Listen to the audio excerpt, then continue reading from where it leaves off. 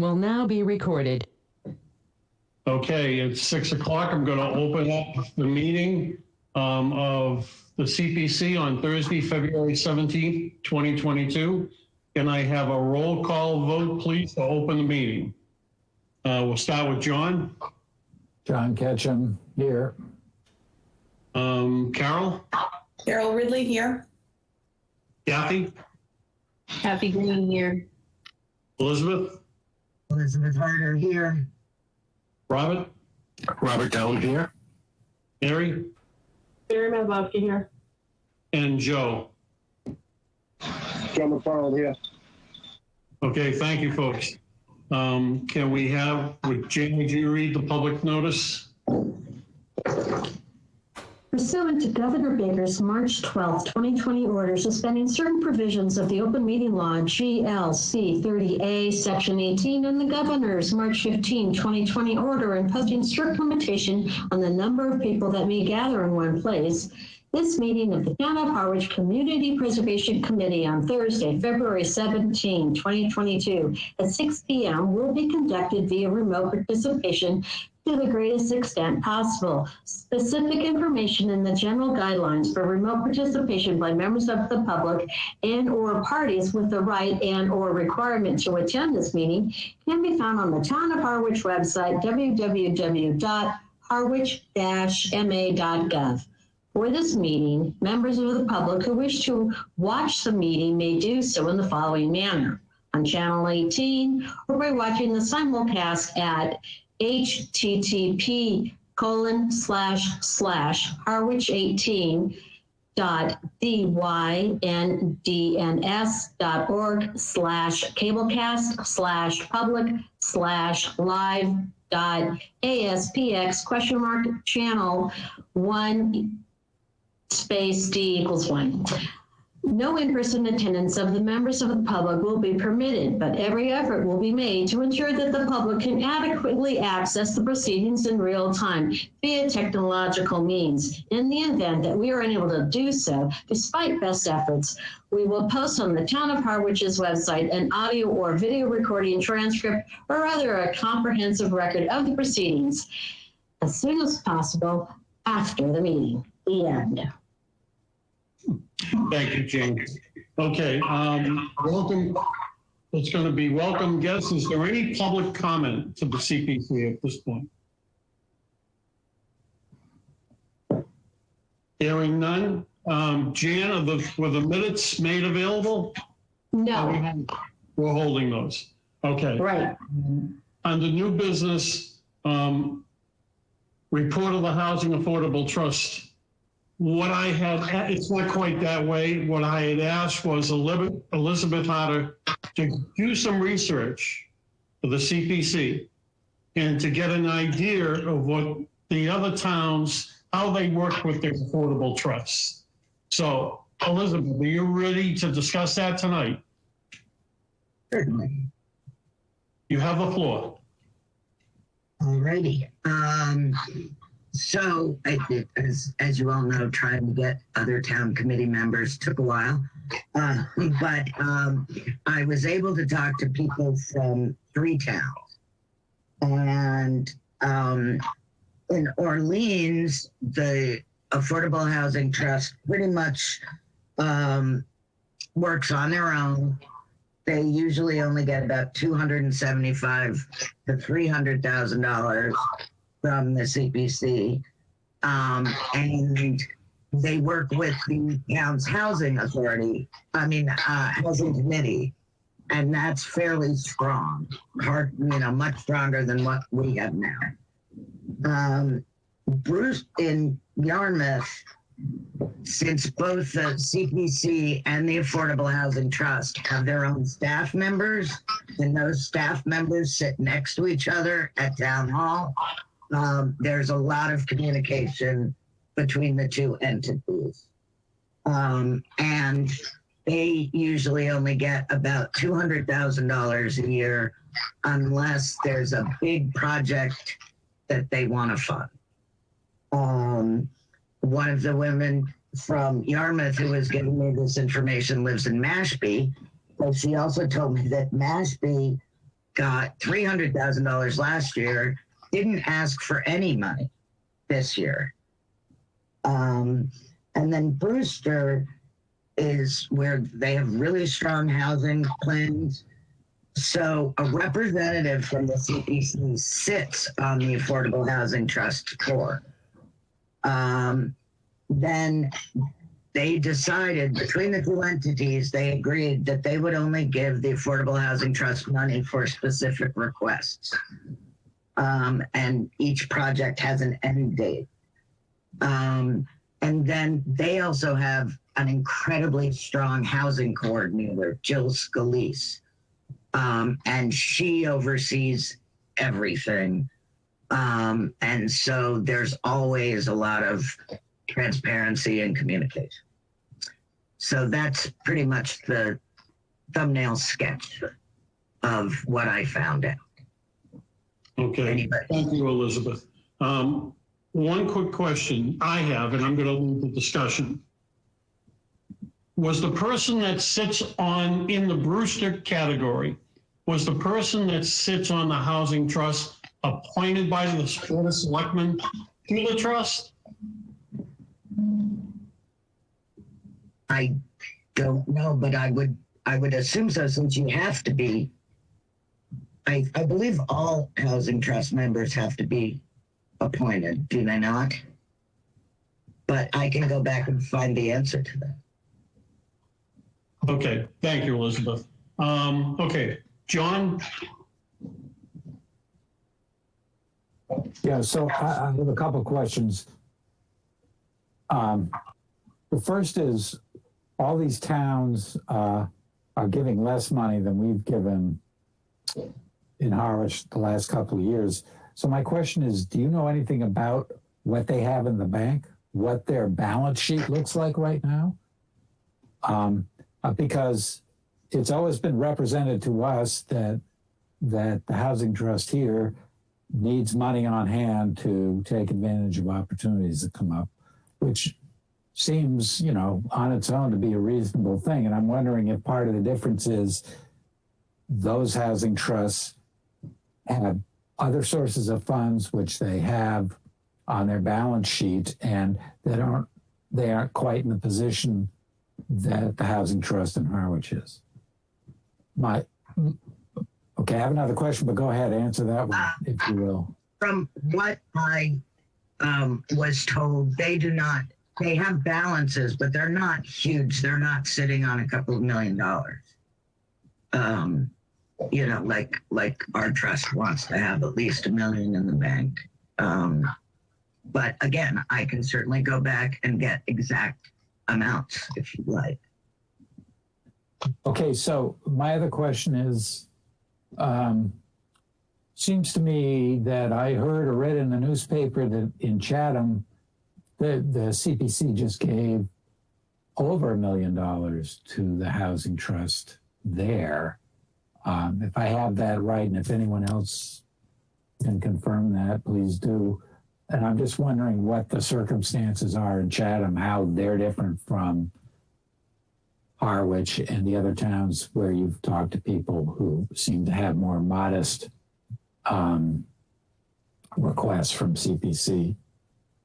Yeah, my only knowledge of Chatham is anecdotal, not official questions. I see. But they're pretty sure that they are going to have serious problems trying to get enough affordable housing in their town to ever meet that 10% designation. And so I think they have enough money that they're willing to throw it at the solution and hope it sticks, because they're really, they're very, very, very concerned about the housing crisis in Chatham, I know. And there's a very involved group on their housing committee. And so I'm sure they're pushing to give the trust as much as possible, because they're in even worse shape than we are. So that's another difference then between us and maybe Brewster and Yarmouth and Orleans? Are those towns further along in terms of where they are in meeting the 10%? Yeah, those towns are all much further ahead than we are. Yeah, okay. All right, thank you. Thank you, John. Thank you, Elizabeth. Okay, next, Kathy. Well, to John's point, I mean, I think a number of the affordable housing trusts in the other towns have probably been in existence longer than ours has. And they may also have had other town properties that they could use to turn into potential affordable housing projects, so they didn't have to dip into their funds necessarily. So it's kind of hard to, I think, compare the towns. I mean, ours is really only 3 or 4 years old. But I do have a question for Elizabeth. Do you know if the other towns other than Brewster have a housing coordinator? I do not believe, I think Orleans has a staff member that focuses, but I think Jill Scalise in Brewster is a really special person. And I don't think most of the towns have someone who's as involved as she is. But like I said, I know in Yarmouth, the 2 staff members for the CPC and the Affordable Housing Trust work together a lot. Okay, Kathy, I think Mary might have an answer to that question. Go ahead, Mary. So Yarmouth does have a housing coordinator. It's Mary Wagon. She is involved with all of the affordable housing projects and the trust. She's the staff person. So as things are coming off and you know, discharges need to be signed and documentation needs to be signed, she's there doing that. The staff person for the staff CPC, I mean, they're both kind of community development, but one sits upstairs, one downstairs. So it's not like they're side by side with things. But you know, I can't speak to the communication back and forth. But Mary Wagon is the housing coordinator. I don't know if that's her official title, but that's essentially what she's doing. She's been doing it for years here, and she's the person that she's a member of the planning board in Mashpee. So she's involved in that. That's who I talked to about Yarmouth, and that's why I also found out about Mashpee, because we talked about that too. So she's the one that told me that she works closely with the CPC person. Okay. Okay, Kathy. Yeah. Anything else? Well, no, just that, you know, just the point that, you know, we've had a year already in the 3 or 4 years that the Harwich Affordable Housing Trust has been in existence, that they haven't asked us for any funding either, just for the coordinator. So it hasn't been a constant, you know, ask. It's been, you know, an initial large ask, then they, you know, then it was a little bit less, then there was a year that wasn't anything. And now it was a large ask because they're trying to build up the coffers again. For potential expenses having to do with development and stuff. I think with the properties that the trust has and the new Pleasant Lake Ave properties, that it's unlikely they'll be seeking new land purchases, but they will need funding, or they're going to hopefully get funding through town meeting via the CPA funds, you know, for use in site engineering and development costs, pre-development costs. So that's it. Okay, thank you. Carol.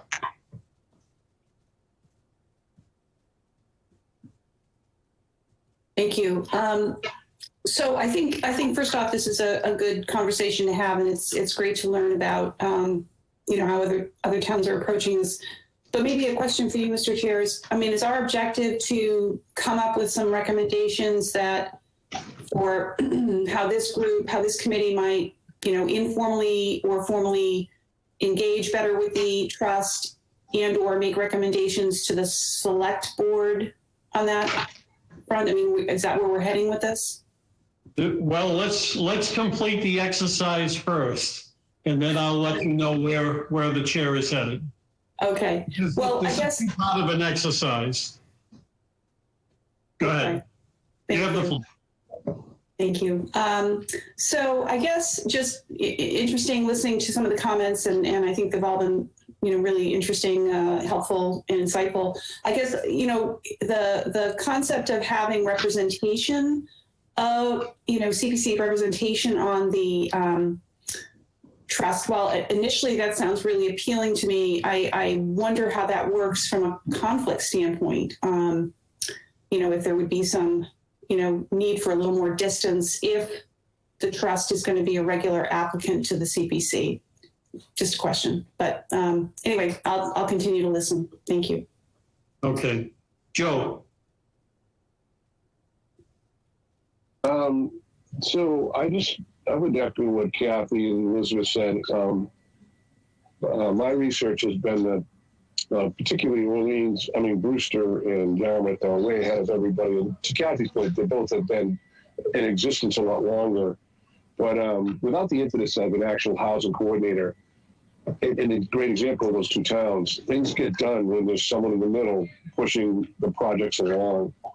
But yeah, I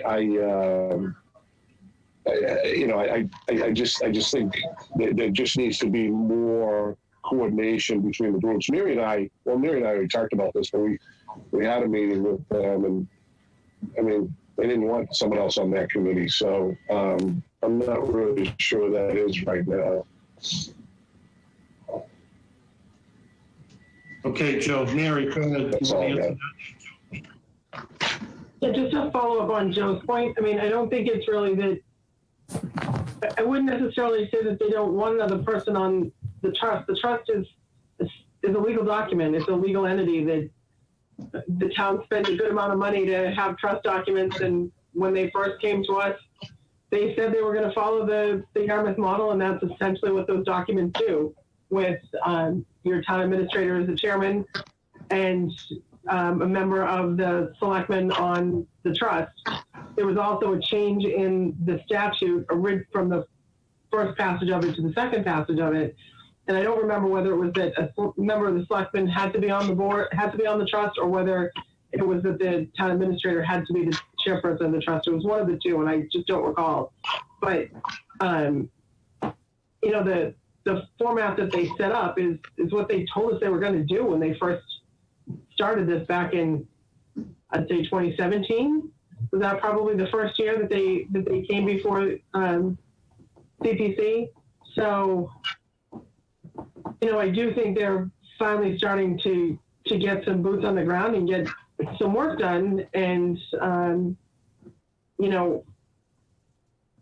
to do that and to put things out for RFP, there are things that they need to do. So yes, they do need money. And that is the whole point of the trust, and having a trust instead of needing to rely on town meeting, is so that they can take advantage of an opportunity when they see it, unlike having to wait 6 or 8 or 9 months for a town meeting to happen. So, I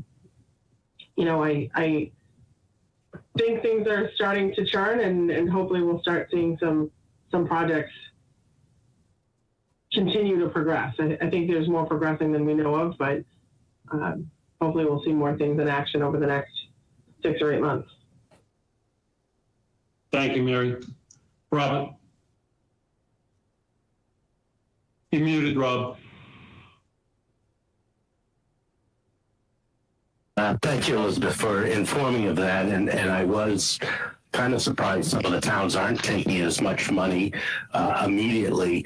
But I do think that is where they're at, and it's where you're approaching it too. Some towns, I think, get the advantage, like recently the Orleans Cape Cod 5. That's a nonprofit separate entity that's putting their money into that to start it.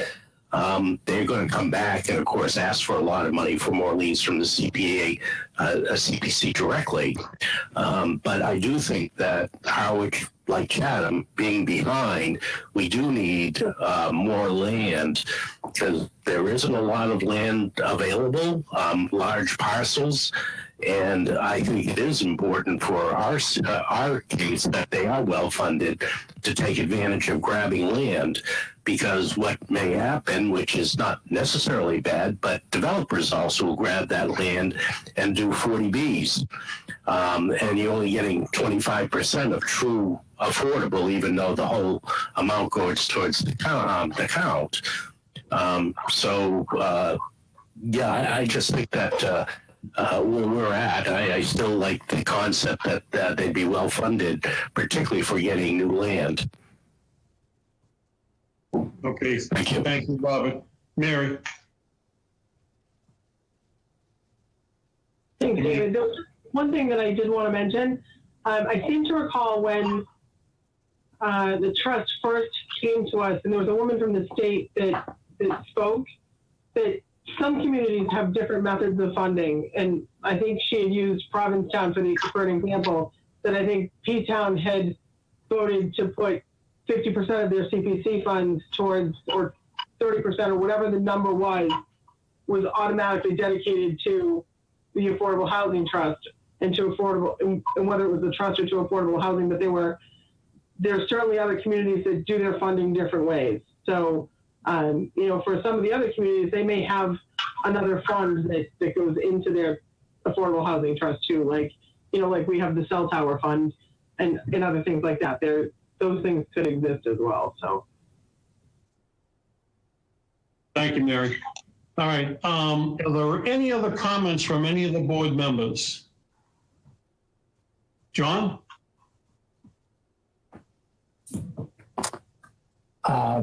I don't think so at this moment. Thank you. Okay. Kathy? Carol?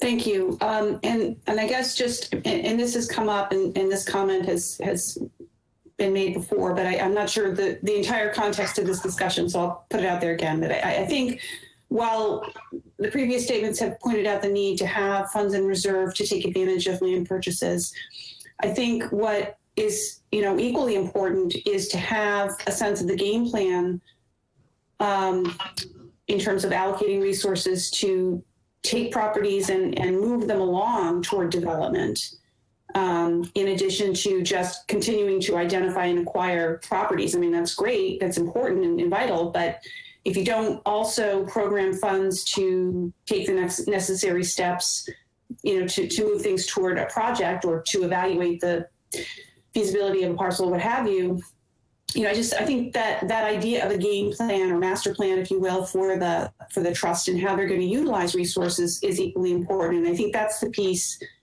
I was hoping to see more of in the conversations, and I think others were perhaps as well.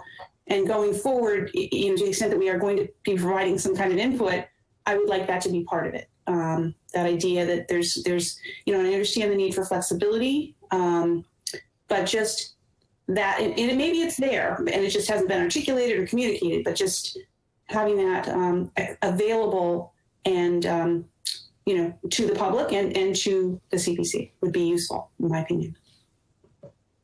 Thank you, Carol. Joe, anything else? No, I'm good. That's it. Thanks. Robin? What's the next discussion going to be about? It's going to be about the request I made to the board to review the trust video from January 31st, 30th. Okay. I think at this. You'll have What's that? You'll have plenty of time to dive in. Okay. Sure. Okay. Thank you. Anything else? I just have a question that Hold on, Elizabeth. I'll get to you. Go ahead, Mary. You have the floor. Anything else? Okay. Go ahead, Elizabeth. something that just dawned to me when I forget who it was talking about other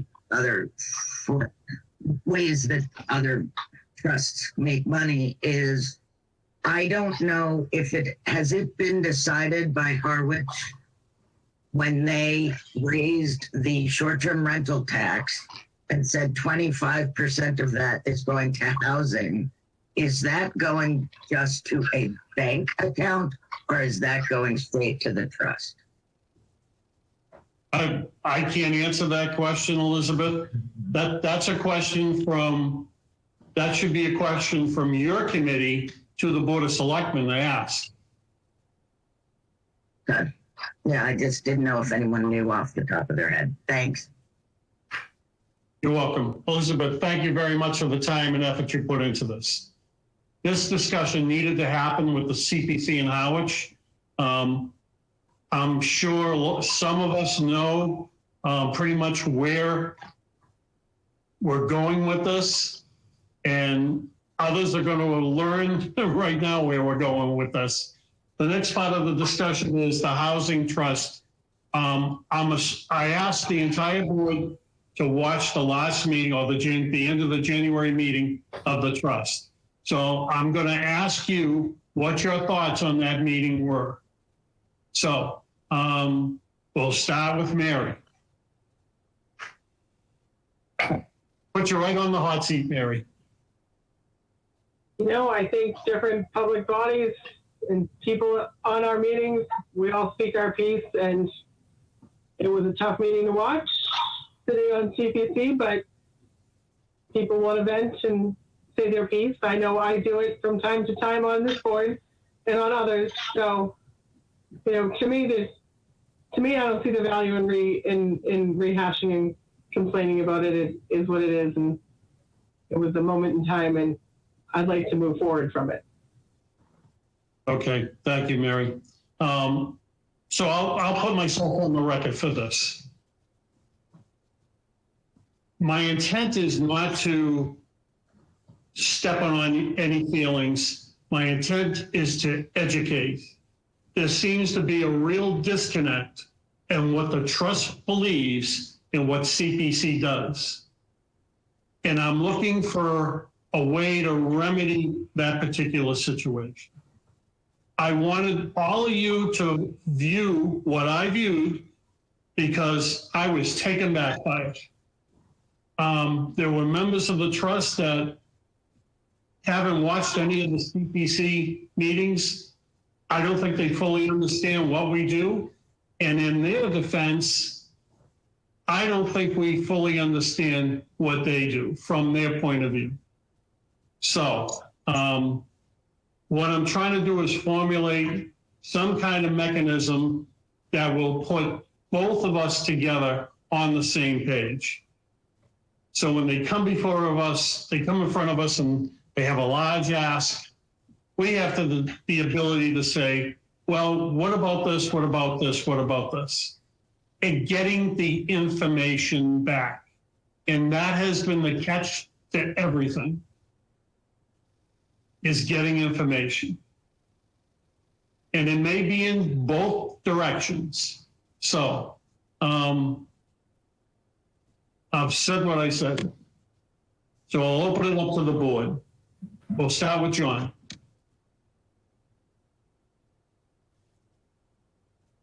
Okay.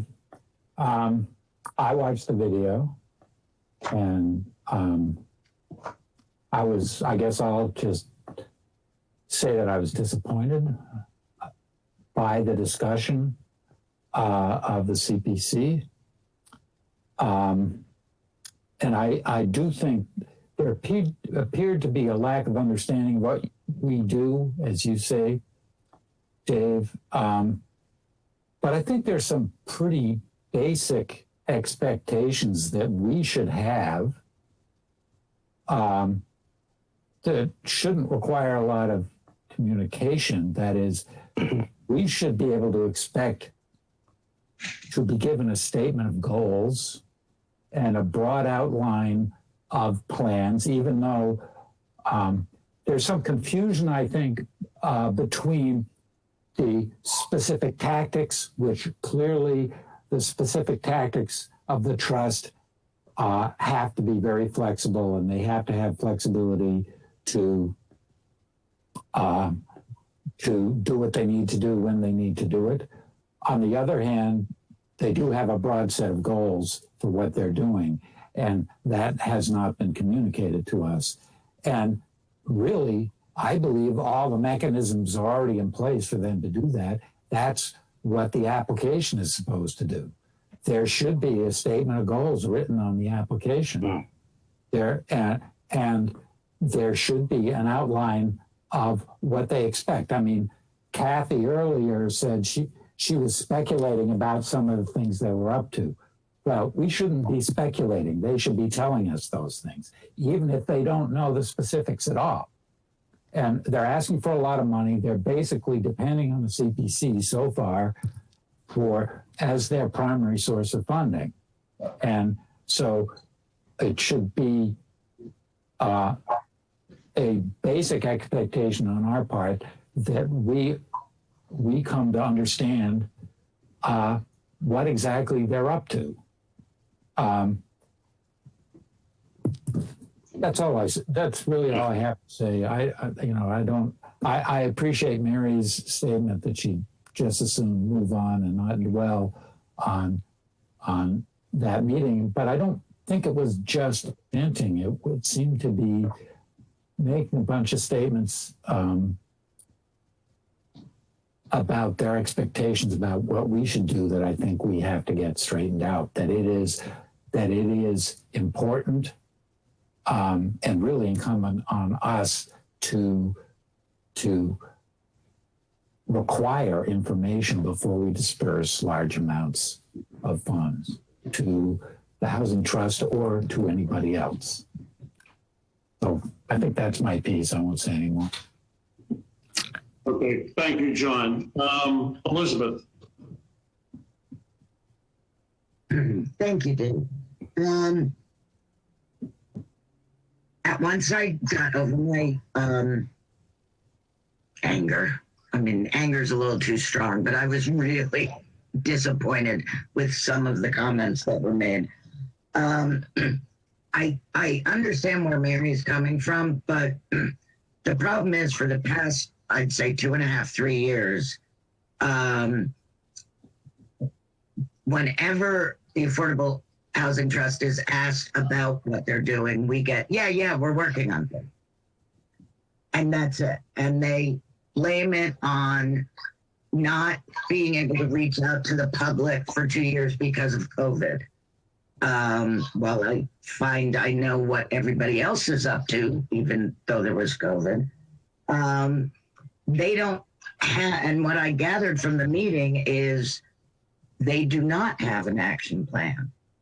They don't know what they're doing. They don't even know right now if they have control of like 6 or 7 properties. They certainly do not need money to go buy land because they have enough land that they're not doing anything with. And I think that if we request of them an action plan, it will help them because it will sort of impel them to get their act together and to lay out what their plans are. Because right now they're sitting on all this property and they don't have any idea what they're going to do with it, what they want to do with it, what they can do with it. So I don't, and they made it sound like we're asking for something completely unreasonable when they want $500,000. So those are my feelings. I think, there needs to be more communication, certainly, because they don't understand why we care. But I think it would help everybody, them and us, if we could hopefully work with them in order to get them to come up with, it doesn't have to be specific. It doesn't have to say this, that, or the other thing, but they need an action plan. And one of their members said he could do it. I forgot which one, but it's written down somewhere. But he said he could figure out a way to give us a general sense of like what percentage would be for, admin costs, what percent would be for land, what percent would be for building, what would be for, all that stuff. So I think it's a good idea that that we're having this discussion, because I think it helps both committees, and I think it helps Harwich and our housing situation as a whole. So that's my impressions from them. Thank you, Elizabeth. I'm going to interject here for a moment. Again, the reason I put this on the table is what I'm looking to do is to formulate some way. It's not about bashing what has happened. It's happened. That's the past, period.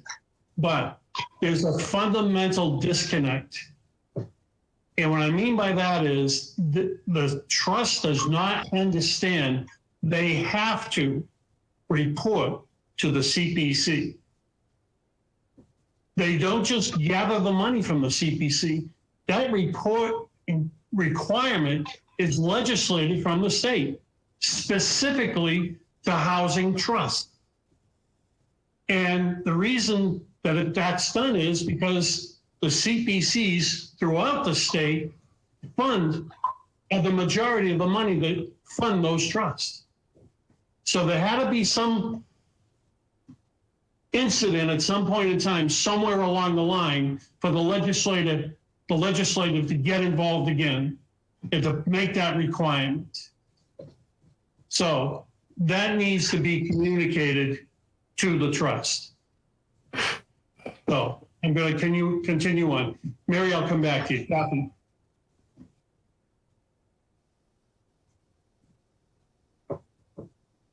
Did you just call on me? Yes. Oh, I did. Okay, sorry. After I got over the shock and awe after I viewed the video, I was again mostly disappointed, as John was. I don't believe that the CPC wants to get anywhere near the business of how to run the Affordable Housing Trust in Harwich. We do not want to do that, okay? But there is a disconnect between, I think, the members of the Affordable Housing Trust and sort of the application, just in general. I mean, the only thing we have to do with the Affordable Housing Trust and the way that we really interact with them is through the application and through the reports. And it seems like with the application, I don't believe that many of the members have even looked at the application. Because if the members of the trust had looked at the application, they would clearly see that we require a budget. We require start and stop dates if possible, some kind of, strategy. We ask for certain questions to be answered because it gives us an idea of how it fits in with the plan, how the public views it. I mean, just sort of generalizations. And we require annual reporting. And there was just so much misconception, misunderstanding, incorrect information that was kind of bandied about in that meeting. So there just seems to be a real disconnect. Information needs to be clarified.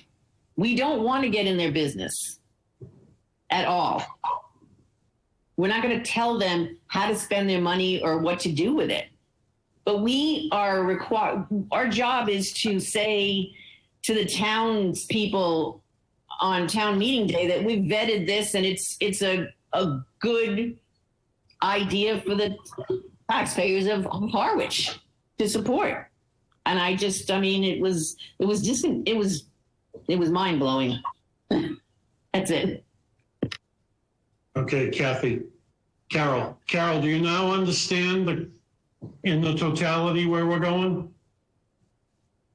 Yeah, I do, a little bit better. I think that, I generally entered the meeting thinking that, coming up with a better process, a better, means of communication between the two committees is important. So I guess, I get the broader context. Substantively, I don't have more to say than what I said before in terms of what I think is needed, which I think several other people share. So I'll leave it there. Thank you. Thank you, Carol. Joe? Yeah, everything that I've heard so far, I don't want to hash over all that again. I would just leave it like this, Dave, to say that the next time we have to vote for this money, I would not vote for it unless there was a budget in place, a plan, a mission statement, and some kind of where are we going next. So I'll give you a great example. I talked to the director of planning, and there's 6 to 7 parcels that they just were handed or about to be handed. Okay, there is no idea. They have no idea how wet that stuff is, how much is buildable, how much is not. So you have 6 to 7 parcels does not mean you're going to build on them. But that's just an example. But I would leave it with this: that you need a plan, you need a budget. For us to vote anything, and I'd be curious to know how, and I'll do some research to understand as Elizabeth did, and what she knows, how the other trusts deal with the CPC in terms of their upfront information on time of application. So that's all I got. Okay, Joe, thank you. Elizabeth, I'll come back to you. I want to get everybody in. One quick question that maybe one of you can answer. Is an action plan and a mission statement the same thing? No. Two different categories. Okay. Shows you what I know about housing. All right. Robert, you have the floor. Yeah, so what I came away, of course, was that there was a total misunderstanding or a substantial misunderstanding on our role, and potentially a misunderstanding on our part with them. And, I came up with a lot of the points they made, and I can respond to quite a few of them. But what it really comes down to is what Kathy said. It comes down to the application. And when I looked at the application this year, nothing was filled in. And we knew that.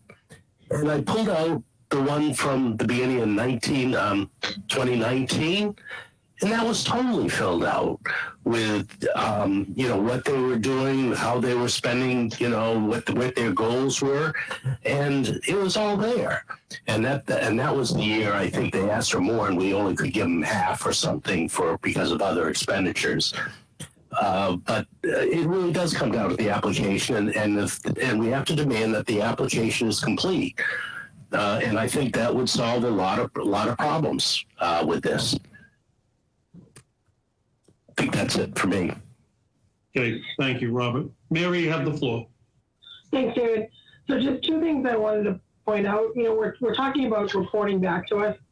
It's not just the trust that has to report back to us. So I want to make sure that the public doesn't think that we're requiring something special of the trust that we're not requiring of other applicants. We had put down 3 years ago that every applicant was supposed to come to us every 6 months with a report on the status of their article. So asking for the information isn't anything new or different. And I think it's just a matter of making sure that the trust understands that it's the reporting that we're asking for is required, and it's required of all applicants, and we expect it. And then I think it comes down to the fact that if you have the information when you're ready to vote, and if you don't have the information, then and you're uncomfortable voting for an article, then you simply don't vote for it. But hopefully we'll start seeing the reports like we expect. I did just want to point out, Joe and I had spoken at an earlier meeting that we're both on the Housing Committee. And there's a charge in the trust document that the Housing Committee is supposed to have a joint meeting with the Affordable Housing Trust annually. And together, they are supposed to put together the annual housing plan and then present that to the Board of Selectmen. So I can say, having been on the Housing Committee since the trust was started, that has never happened before the month of January 2022. We've never had that joint meeting. That joint meeting was called this year. We did try and have the meeting. Unfortunately, Joe and I were the only 2 members of our Housing Committee that showed up, so it wasn't technically a joint meeting.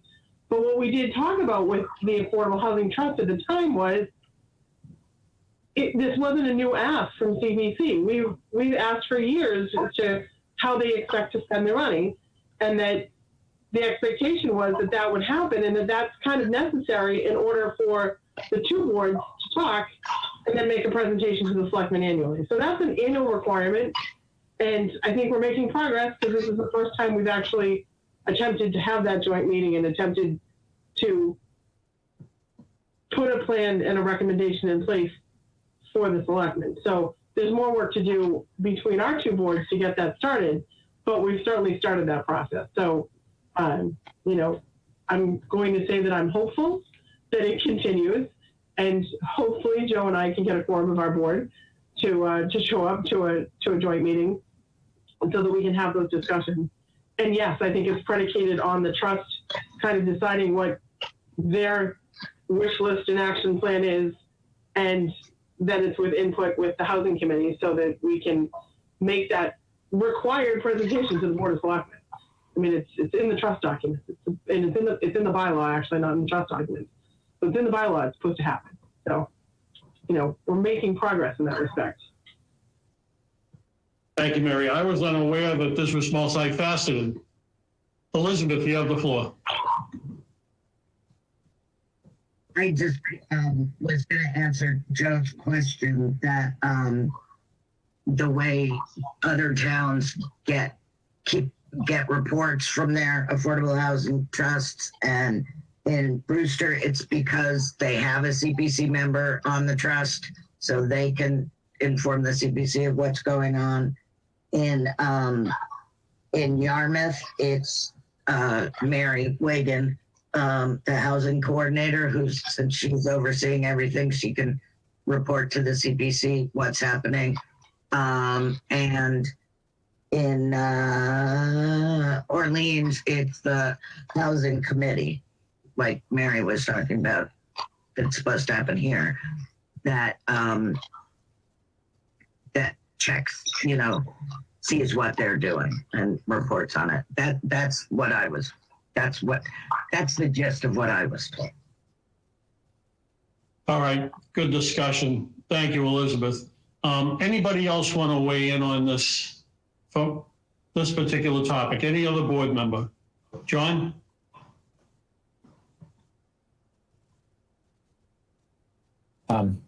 I think I've said my piece. I would just be repeating myself, and I don't think there's any point in that. Thank you. Okay, Elizabeth. Kathy. All set. Carol. Robert. Just to add and remind everybody, this is a competitive process. You're applying for a grant, basically, and everybody that submits it has to understand that there's limited funds, and the better you do on your application and your presentation, the more likely you are to get funded. That's it. Good point, Robert. Thank you. Mary. Nothing else from me, David. Okay. I'm going to make the following recommendation to the board.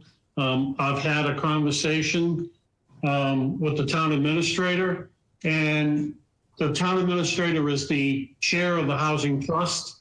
As chair of the CPC, I don't have appointing capacity. That's specifically meant for the Board of Selectmen to appoint people. I can't do that.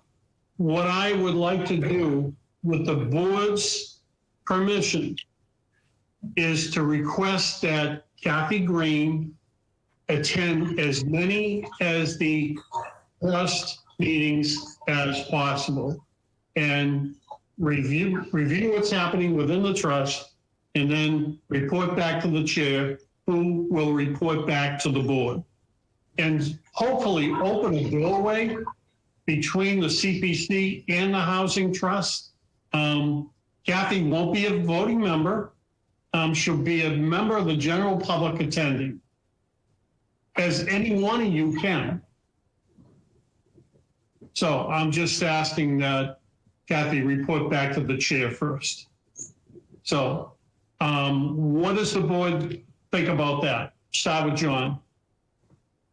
First of all, before you say anything, John, Kathy, will you accept the assignment? I'd be happy to attend as many as I possibly can. I don't think it has to be anything that is any, like, I'm not even sure we all need to sign off on anything because, like you said, just a member of the public attending the meetings. That's it. Okay.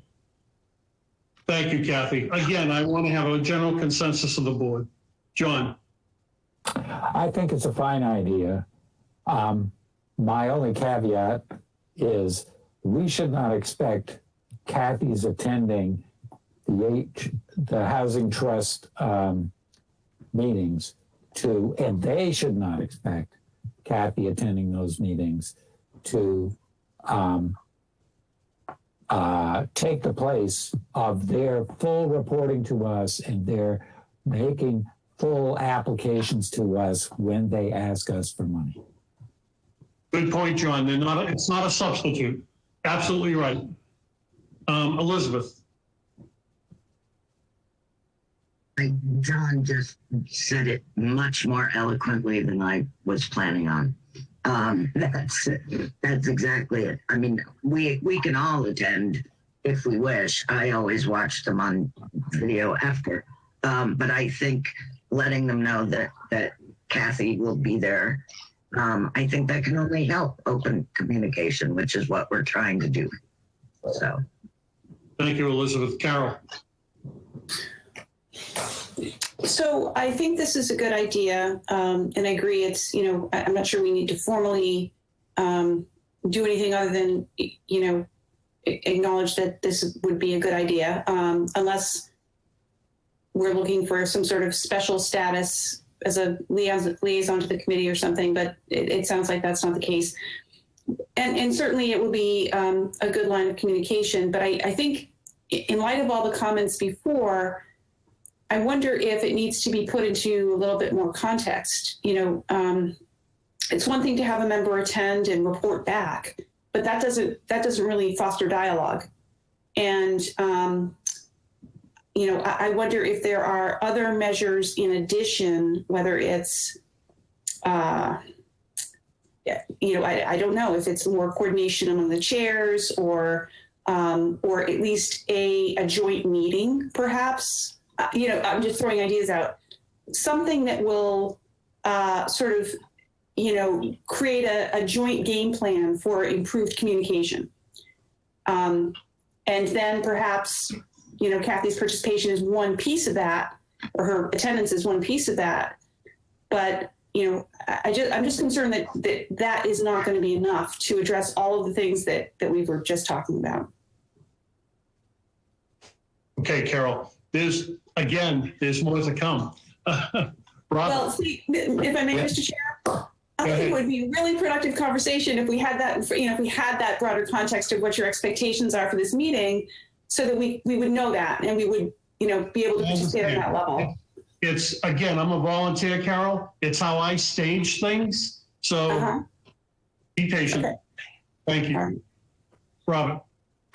Yeah, I'm not too wild about the concept of this committee appointing somebody, whether... No, Rob, don't misunderstand. This isn't an appointment.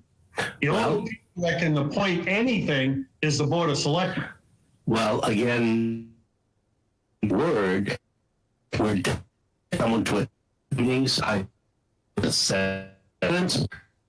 I think it would be, are we going to be doing it for the Historic Commission? Are we going to do it for Planning Board? It just goes on. And I think if we're invited, that's one thing.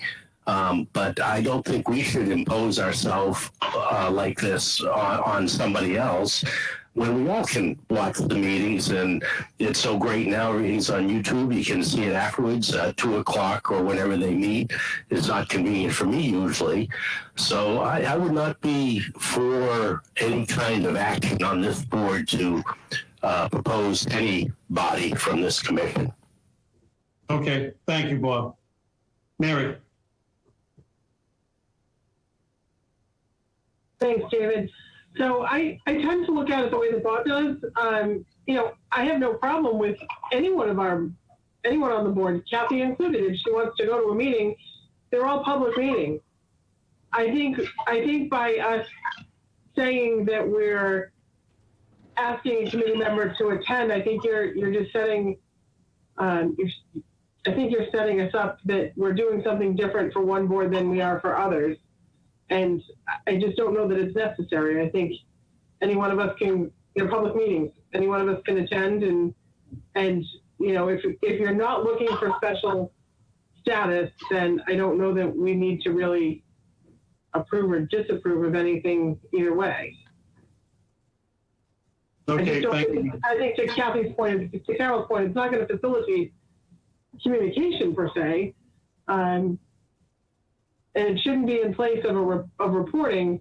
So I think we're confusing apples and oranges a bit. Okay, well, first of all, it has nothing to do with reporting whatsoever. And so we can eliminate that from the process. And again, I'm a volunteer. I work full-time. I don't have the time to necessarily devote to watching the meetings. I caught a meeting. I had my point of view of that particular meeting. And I think, and that's why I requested this entire board to watch that meeting. We all saw what we saw. So I'm looking for an avenue to get feedback from the trust that I wouldn't necessarily get by watching every meeting. Now, to Carol's point, you're right. The next step would be, does the board want to have a meeting with the housing trust? Do we draw documents that lay out what our issues are, have a joint meeting, discuss them?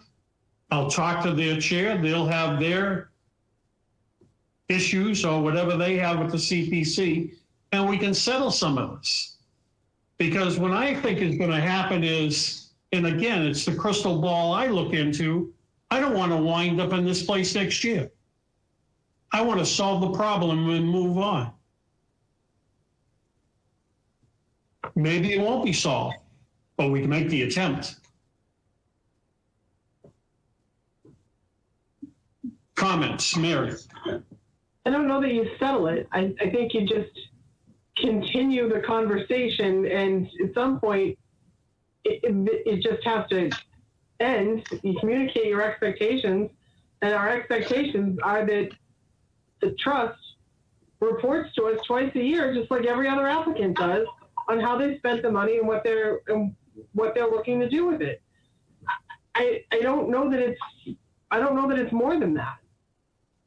And I think by making it look like more, we're making it look like we're treating one applicant different than we're treating all the others. And I think that's where we're going to run into trouble. All right, let me ask you this, Mary. Are we having the issues that we're having with the trust with other applications? We could. We don't hear from everybody. We haven't yet. When we get reporting reports from every single outstanding article. I don't think we have, David. Not every 6 months. Not like we're supposed to.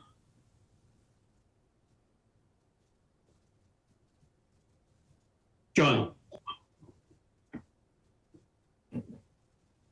Yeah, well, I'm inclined to think the way Mary is talking about that is there's a very well-defined process here for any applicant to communicate with the CPC. And so far, on that point, the CPC and the Housing Trust are talking past each other. So it would be nice if we weren't talking past each other anymore. From my point of view, we're doing what we do with all other applicants with the Housing Trust. They're not reciprocating. So maybe having a board-to-board meeting would resolve that, or maybe it would simply be an hour or whatever of time of the two organizations once again talking past each other. I'm not sure. So I'm not sure I'm super enthusiastic about that. A suggestion I made a while ago, which I'll make again, is that we find a more public way to report to the public who is reporting to us and who's not, by posting prominently the reports we get every 6 months and doing it in a way that we make sure the public understands where those things are, so the public knows what's going on. I think that's part of the problem. People don't pay that much attention to these things. At town meeting, people will look at the warrant articles and decide whether they think they're a good idea, and a few people will pay closer attention. But, one other step is just trying to make some more of this information more public. So that's my point. Thank you, John. Okay, I'm open to the board. Solutions. I have one. I'm not on the video, I'm sorry, because I can't seem to get it on, but I'm listening to all this and then listening to your most recent comments, Dave. I totally disagree with both our committees getting together in a public forum, because we will, we'll be there till 1 o'clock in the morning. The better thing probably to do in terms of communication is for chair to chair to have a meeting and report that back to us. So I don't need to put it on you, Dave, but it would be much more productive if you just met with that chair and establish what expectations each other has of each board and get that information back to us. Okay. Well, if you're going to put it on me, Joe, I'm going to want recommendations from each and every board member to approach the chair of the Housing Trust with. So you're all going to be participants. Carol. You're muted, Carol. Yeah, got it. So again, I'm just sort of reflecting a lot of the comments made here. Isn't the starting point for this conversation what we understand to be the application and reporting requirements, which are stipulated by regulation for the CPC, and an assessment or evaluation that the recent applications and reporting has not met that requirement, and what can we do to get to where we need to be? I don't know that I would have any recommendations other than that, because that would be requiring more of the trust than we require of any other organization. So I think it's just, I think the idea that Joe just mentioned about the chair-to-chair meeting is the good way to go to have that conversation. Okay, thank you, Carol. So I've got the first question I'm going to ask the town administrator. Kathy, go ahead. No. We certainly don't want to appear as being like a watchdog or anything like that. That's not our intent.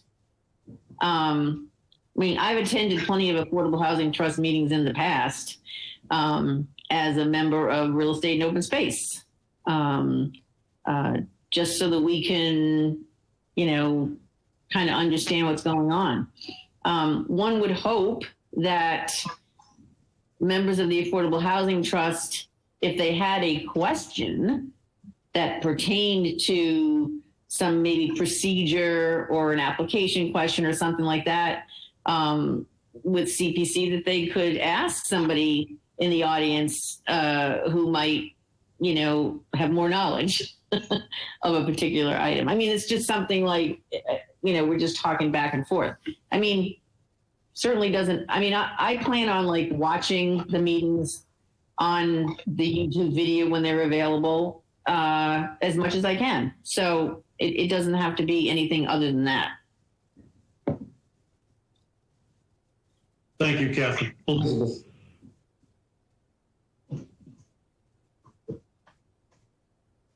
Sorry, you're a little garbled. And then I realized, oh, you mean me. I think that anything official we do just throws gasoline on the fire. I think that it makes them defensive and makes them think we're trying to, take over, run their business. And that's not our intention at all. It's just communication. And I think, frankly, I think it's in all of our best interests to watch those meetings anyway, as we should the housing committees, as we should any other committees that are, that come to us on a regular basis. But I do think that I think it might be better if I feel like if the chairs just meet, then we could again be misrepresented to the other trust members. So I feel like it might be more helpful if David went and talked to the entire trust to explain, look, this is what we're asking for. We're asking for it because this is what we require of everyone who gets our money. We're not picking on you. We're not trying to run your business. We're just disappointed that we're not getting the information that we are legally required to obtain. Because I think if David just says that to Joe and Joe goes to them, sometimes in a game of telephone, things are lost or misconstrued. So that's my view. Thank you, Elizabeth. Robert, anything else? No, other than I agree that David, you should approach him, but I do like Elizabeth's idea of talking to the whole committee. That's it. Okay. Mary? I've said my piece. Carol? Nothing further. Thank you. Kathy? John? So just trying to distill this whole thing down into its most basic elements, to me, the issue here is that if the required reporting and the required information on the application does not happen, it's going to be very difficult for us to approve further requests for funding. I mean, that's the basic issue here in my view. And I agree with the comments about not getting too tangled up in the internals of what the Housing Trust is doing. I think it's a good idea to observe, as you've asked Kathy to do, and as we should all be doing as time permits. And if it looks like the trajectory is not right, that is, if it looks like there's no particular effort to satisfy the reporting requirements, and if it looks like, application time is coming around and it doesn't seem like anything is being done about actually putting together the elements of the application, then we should know about it. And that's one way to know about it. So I think that's a good idea. I just don't know that long involved conversations with them are going to be fruitful.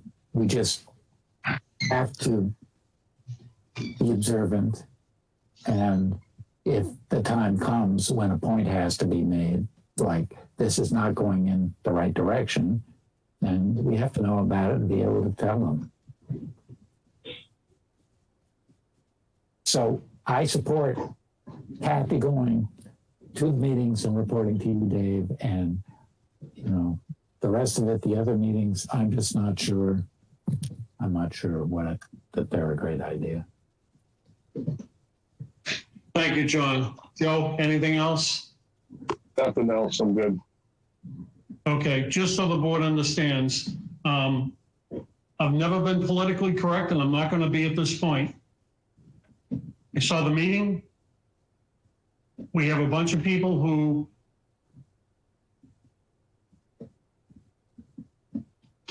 have made certain statements. That's fine.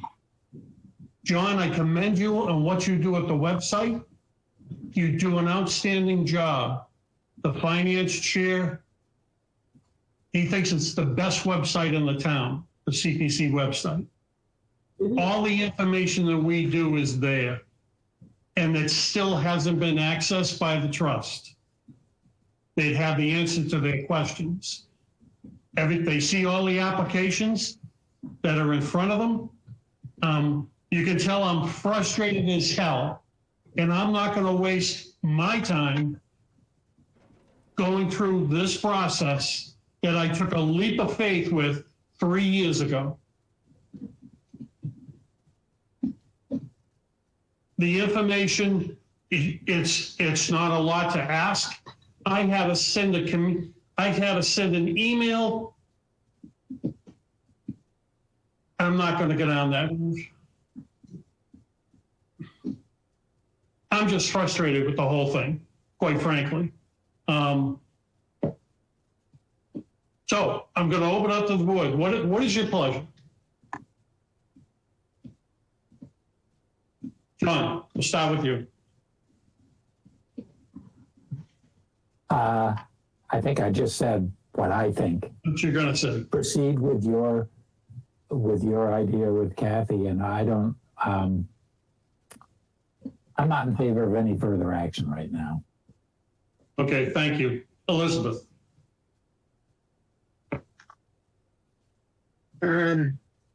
I think what I wish is that just as you asked us to watch their meeting, perhaps you could ask their chair to watch this meeting, because I think then that explains exactly what we're asking for. You know, it shows that we're not doing this out of spite or malice. And so I think then if they could see this, then you wouldn't have to meet with them or anything, you know. So perhaps that's the way to do it, is just ask them to watch this so they understand we're not picking on them, we're not hanging up on them, we're just asking them to act like every other applicee, whatever the word is. Thank you. Thank you, Elizabeth. Kathy. Well, I think that we have a member of the Affordable Housing Trust on the Zoom call tonight, and I would anticipate that individual will report back to the Affordable Housing Trust with the discussion that we've had here tonight. I do think that the board is a little bit divided on this. So given that, I think that we should just not make any decisions to do anything with regard to somebody specifically attending meetings or listening in or reporting back or anything like that. I think we have annual reports or our semi-annual reports due in April, and see what happens. That's what it would be my suggestion at this time. Okay, thank you, Kathy. Elizabeth and Kathy, I heard both. Carol. You're muted, Carol.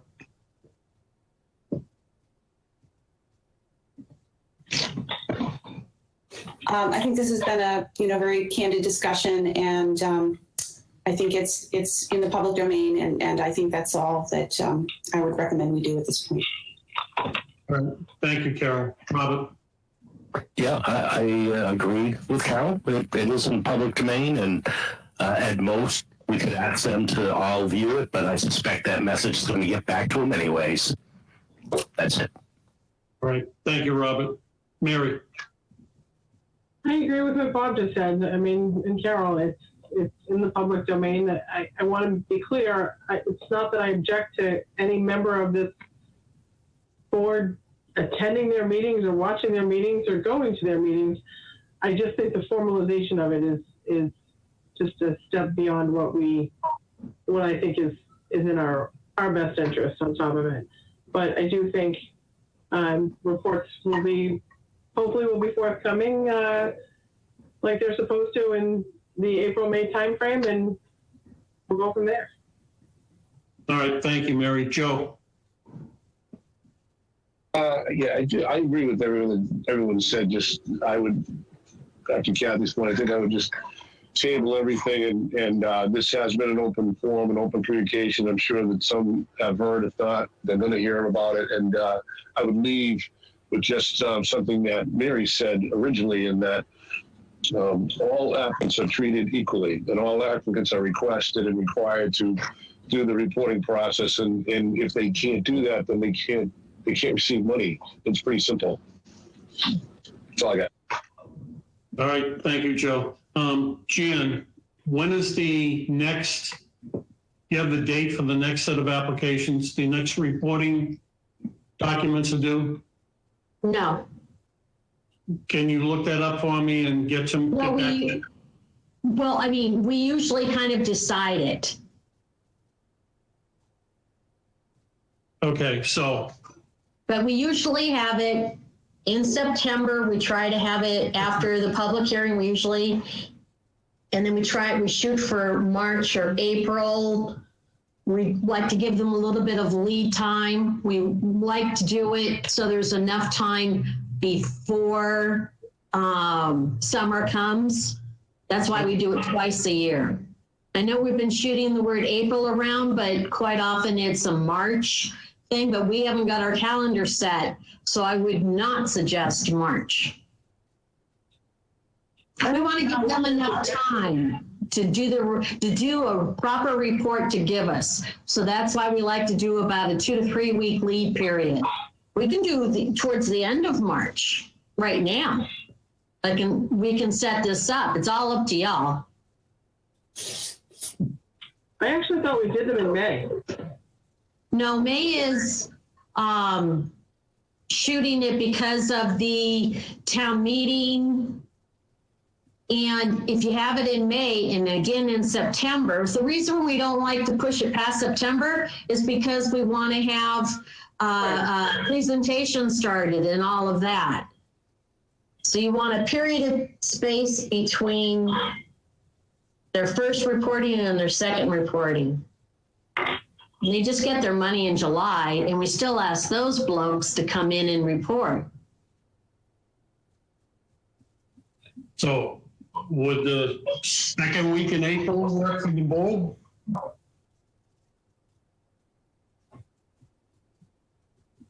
John? April. Sounds good to me. I'm happy with that. So that would be April 14th. Elizabeth? That's Easter week. Uh-huh. People are going to be on vacation, and it's Passover.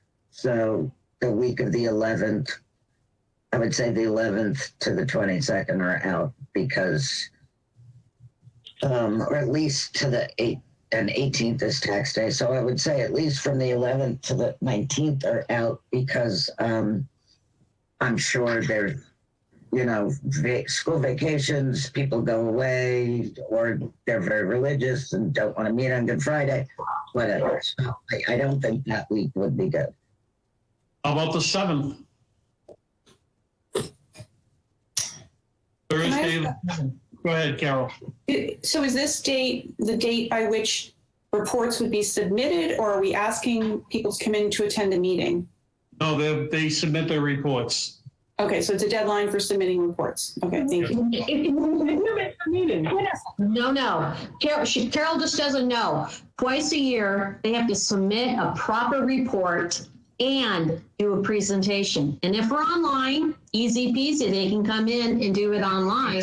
If we're in person, they usually have to come in, give us hard copies, and do a presentation. I stand corrected. Sorry. That's all right. Kathy? No, I was going to say the same thing. I mean, I know last time we skipped the in-person presentations. Because of Right, but we typically do a quick in-person presentation.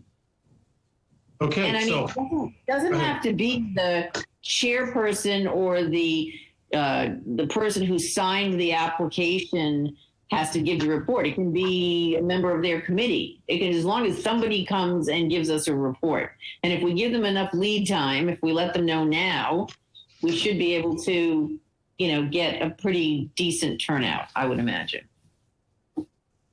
Carol? Could we also just decide, and I don't know where things are going with meetings and everything, but could we also just decide that they would be remote if that's easier for people and it requires less logistics planning? Just one comment, the remote meetings, I don't know how long they're gonna last. Because the extension was only until, I think the extension on remote meetings was only until mid-April. So I don't know whether I don't know what the cutoff date is and how long they've been extended. We might want to look into that.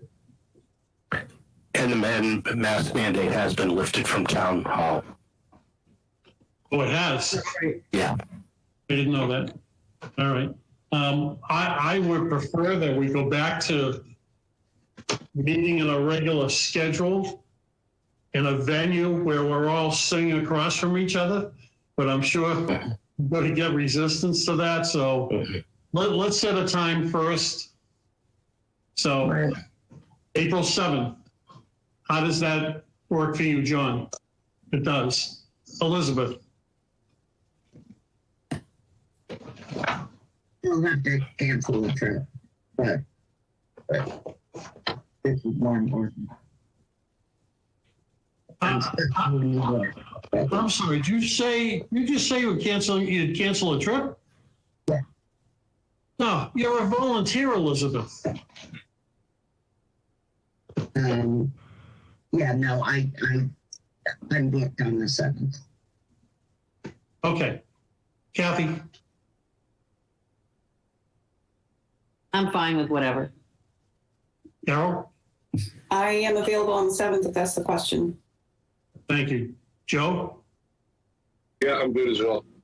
Okay. Robert? I'm fine on the 7th. Mary? I can probably do the 7th, but because of Elizabeth, I'm also going to say, what about the 28th? Till the last week, till April, before we get into town meeting and town election. So I think town meeting is the 2nd. Just Yeah. for thought. May, yep. Okay, so the 28th, does that appeal to everyone? Uh-oh. No, Carol? That works for me. I can do that. Okay. Kathy? Did I misunderstand something? Hold on, Jen. Hold on. Kathy? No, I just wanted to say that, I mean, that's pretty close to town meeting, and many of our applicants are town boards, committees, groups, etc., and they may not necessarily have the time to do it right before the meeting. I don't know. Why did we throw out March? I think We haven't discussed that. We Okay, haven't discussed that. I didn't want to mislead anybody. We have time for the end of March. That's okay. Jan? Okay.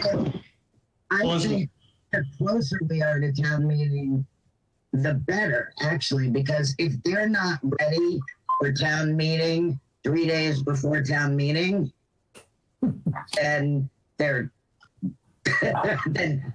don't they have bigger problems than having to report to us? Let's put it that way. You're tough, Elizabeth. You're tough. John? I was just going to suggest March 31st.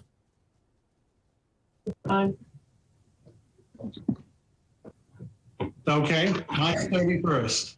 Honestly, I'd rather cancel my plans on the 7th than the 31st. Does it matter if we're virtual? I could maybe do the 7th virtually. I could not do the 31st, March 31st virtually. See, my problem. Why don't we just keep the 7th? Everyone's voted on it. I mean, not voted, but everyone said the 7th is good. Why don't we just stay with that date? Okay, that sounds reasonable. So everybody can make the 7th? Okay.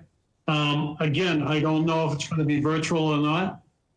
A lot of that has to do with either the health department or the state. So just be flexible, folks. Robert. Could we also make a suggestion as to the reports when they do come in and present, maybe not to read their report, but allocate them only 5 minutes or something to say something, and then we'd have questions maybe? Because I think couple years ago, we went all hours of the night because the reports get very long. Good recommendation, Robert.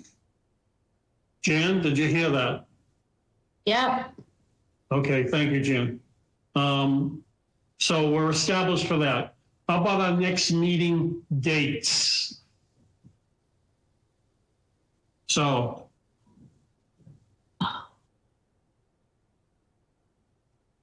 we're in February, so the next one would be March 10th. the second week, yep. Mm-hmm. Are we good for March 10th? Yep. Yeah, I understand. What does it matter if it's virtual or not in that particular case? Okay, got it. Okay, so we'll go with March 10th. How about in April? Isn't our meeting with the applicants giving their own reports our meeting? Can't we have our meeting around that? We can do that if that's what you choose. The answer is yes. Okay, so we're set for April. So we're set 2 months ahead. Do we have that, Jan? Is there anything that you want to prepare for the town meeting? That's a separate discussion. Okay. What happened to the flyer that Kathy did 3 years ago? I still have some of the Dave has them, rifle, and it is online as well. but Dave has hundreds. Oh, That box wound up with Jan. Oh, well, there's hundreds. okay. Well, I've got some. I don't know if there's bundles. I don't know if there's hundreds. I don't think so. So what's the point? So my Do we question was, can we get those distributed or get those out someplace prior to town meeting so that it's, again, an educational opportunity for the general public as to what we do and what our projects are, or is that something that should be updated because it was 3 years ago? Go ahead, John, you got the floor. I've just got another suggestion, which would bring us into the Instagram age. Is just I don't know how to do this off the top of my head, but I think it's simple. If we just make a QR code and have it at town meeting, and anybody with a phone who knows how to read a QR code can just read the QR code, and it will take them right to the online flyer. I don't know how to do that. Well, but if you have a piece of paper that has that on it, you can hand it out to people. It's just a suggestion. I'm gonna look into that, and we'll report Just that. hold their phone up, and the camera looks at the QR code, and it takes them wherever we want them to. So it can either go to a flyer, or it can go to our website, or we could send them anywhere we want. Oh, It's just a hyperlink, Kathy. That's all it is. Yeah, okay. But I just wanted to say that, when we were distributing those flyers, we were competing against maybe 4 other groups that had citizens petitions or warrant articles, and everyone was handing out stuff, and there was people, it was too much for everybody, to get all that paper. I don't know that it's a town meeting kind of a thing. Is it something that we can have them available at town hall? So we do. Okay. We do. We're supposed to. The last couple of times I've gone in. That's part of why I asked. Well, we should. At some point, there's going to be a discussion. John's wife runs the thing for Channel 18.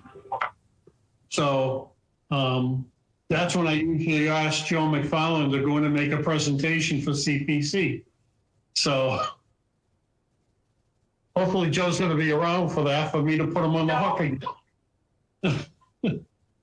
He's not answering, so. No, I don't mind doing that. That's fine. Okay, thanks, Joe. That will help. Maybe at that point, we can direct some of the information through Joe to the general public. John, would you consider putting something in the paper, in the Chronicle? Oh, what's the question?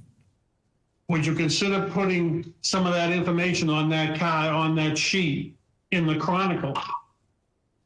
Sit down with one of the folks from the Chronicle and advertise it that way.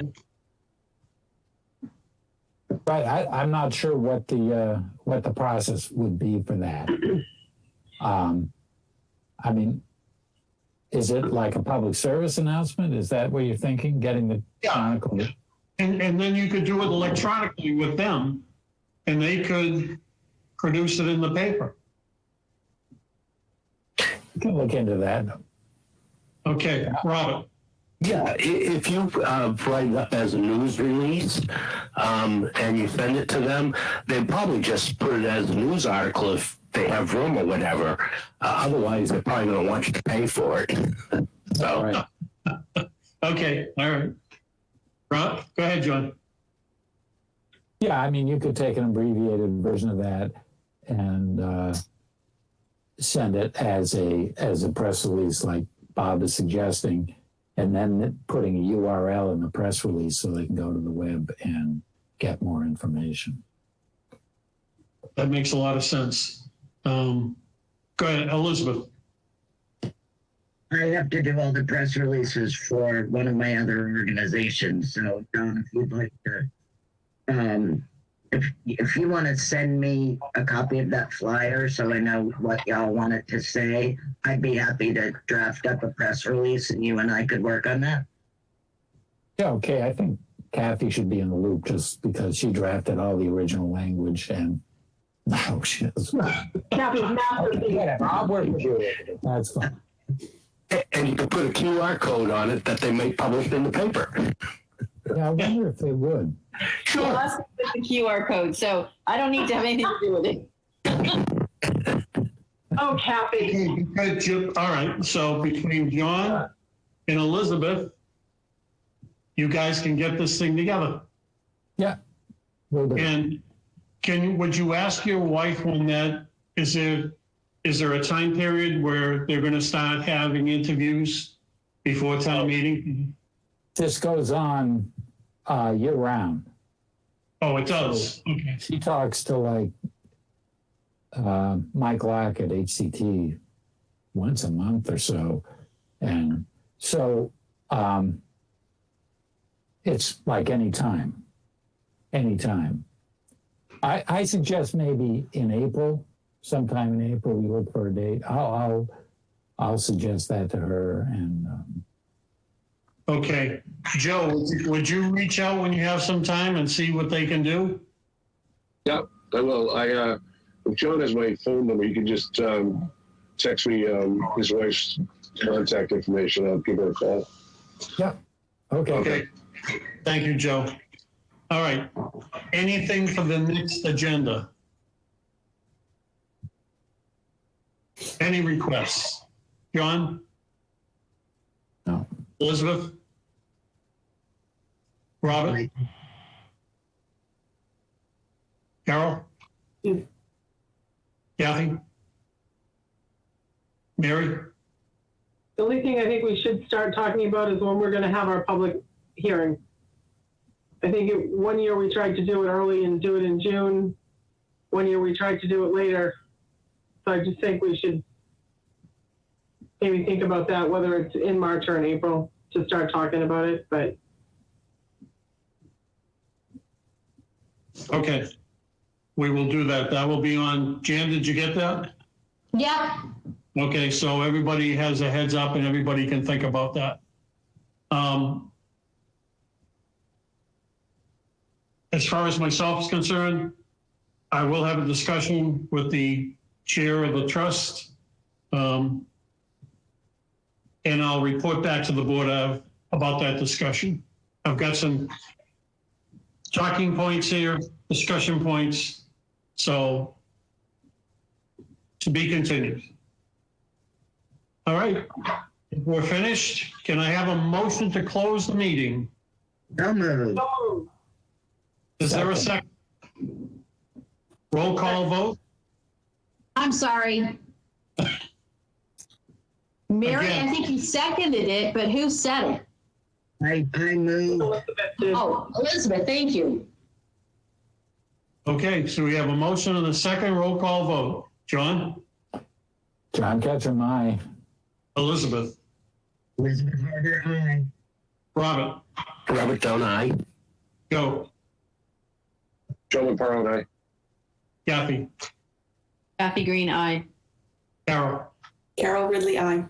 Mary? Aaron Maslowski, aye. Dave Nixon, aye. Good night, folks. Good night. Thank you.